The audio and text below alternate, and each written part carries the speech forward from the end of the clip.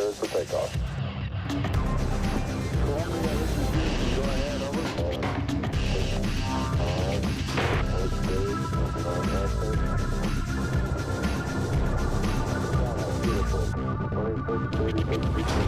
Good evening. Welcome in to Indians Minor League Magazine along with Jason Stanford. I'm Al Pulowski. Got some things to talk about this week as usual. One of those, Jason, a record falls in Akron and some All-Stars in Mahoning Valley. Yeah, some exciting times right now for the Indians farmhands. You see these guys after all the big trades have settled in now. Now guys are getting back on pace and finishing up for a strong season. All right, let's take a look at what's coming up on the show today. As usual, we'll take you around the minors, visit with each and every minor league team. Scrappers General Manager Jordan Taylor will be one of our featured guests. So will Captain's starter Cole Cook. We'll have our diamond in the rough and unveil the Indians Minor League Player of the Week.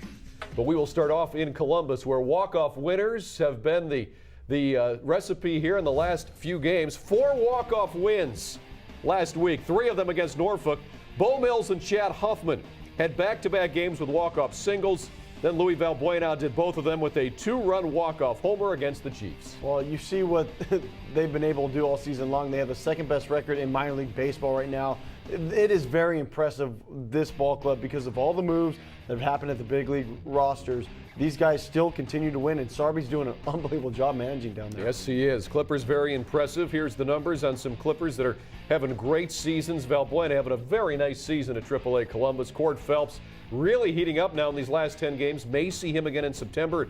David Huff, got a feeling that we're going to see him very soon, maybe as soon as this weekend. Yeah, David Huff goes down there and does what he's supposed to do. He doesn't sulk about anything. He goes down, he pitches, he has a good start, a decent quality start. But you look at Cord Phelps. I mean, he came up here, did okay, kind of struggled.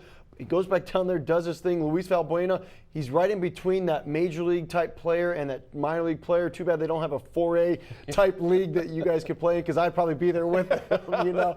But, I mean, these guys, they go down there and they do what they're supposed to do, and that's what you want. You want guys that are going to compete at a high level and get back up to the big leagues. Well, they're doing a nice job down there for sure all season long, the guys down there at AAA Columbus. All right, let's go to AA Akron, where they've been heating up as well. The Arrows have gotten back into the race in the Eastern League, and some great news. Closer Corey Burns is now the Arrows' all-time single-season saves leader.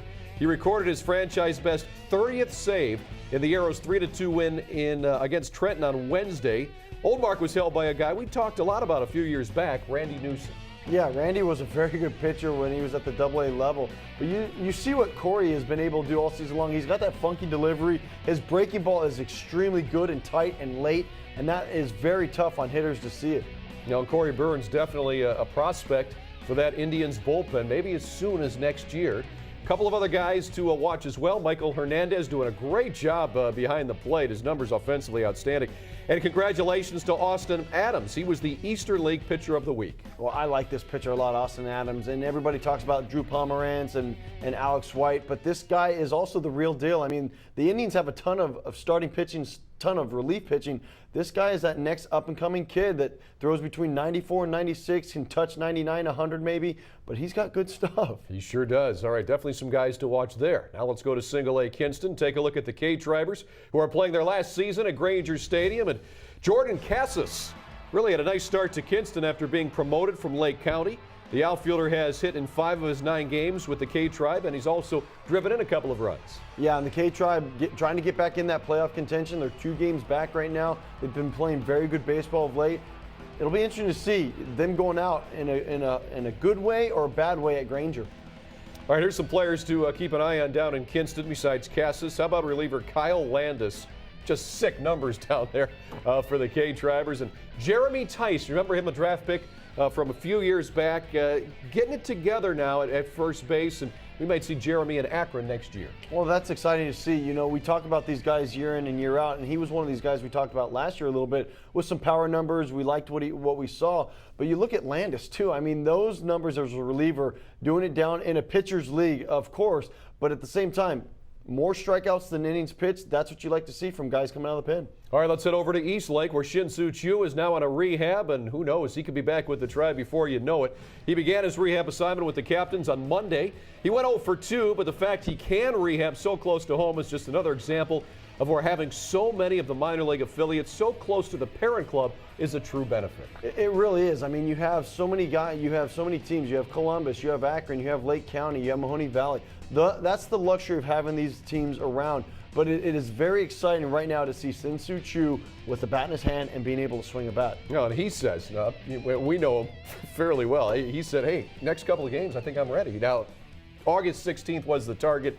We'll see when Choo will be back, but he's not a guy you can keep down for long. Some other guys to watch in Lake County. Alex Monsalve doing a great job behind the plate. We've talked about him all season long. Brian, here's some good numbers. And J.D. Reichenbach, a left-handed pitcher who has definitely put himself on the prospect radar. Yeah, he really has. I mean, he's got very good numbers. You know, you look at the ERA being low, but this is something, as a left-handed pitcher, you always have the luxury of moving up through the system if there's not a lot of lefties ahead of you. Well, let's go down to Mahoning Valley now, where some of the kids there are doing a great job this year, and this team doing a great job for first-year manager Dave Wallace. Todd Hankins is on a 9-game hitting streak for the first-place Scrappers. Over those 9 games, he's batting .382 with the home run, 9 runs batted in, and 8 runs scored.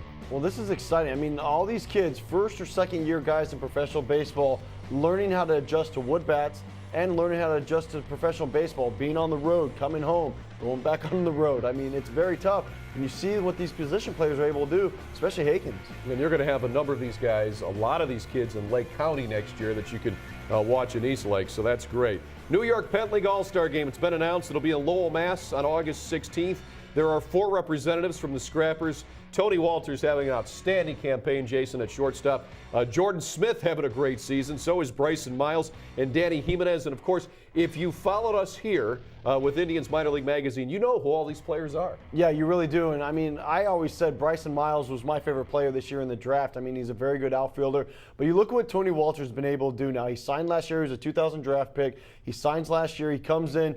And they signed Lindor, or they've drafted Lindor. So Tony is like, hey, this is my position. I want to play. And he's showing why he's so good out of high school. Well, congratulations to him. He's having a great campaign. And also, right-handed pitcher Will Roberts is the New York Penn League's Pitcher of the Week. He was the 5th-round pick out of Virginia this year. Great to see Roberts off to a good start in Mahoning Valley. All right, we'll take our first break here with the show. When we come back, we'll give you our diamond in the rough. Plus, there's a lot more baseball still to be played this season at Eastwood Field, and Scrappers general manager Jordan Taylor joins us to talk about the events and giveaways still ahead at Mahoning Valley. Stay tuned. Working on access. Beautiful. 26, 36 feet per second up.